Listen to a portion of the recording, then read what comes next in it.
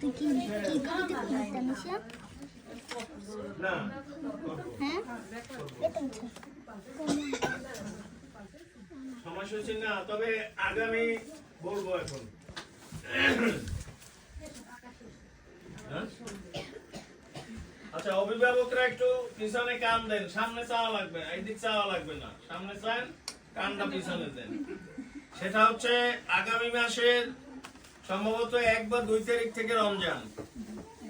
তো অনেকেই আছেন বিকালের জন্য, বিকালে যদি ক্লাস হয় তাদের জন্য সমস্যা,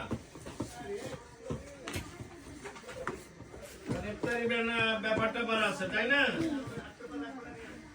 না ওনার লাগবে, আমি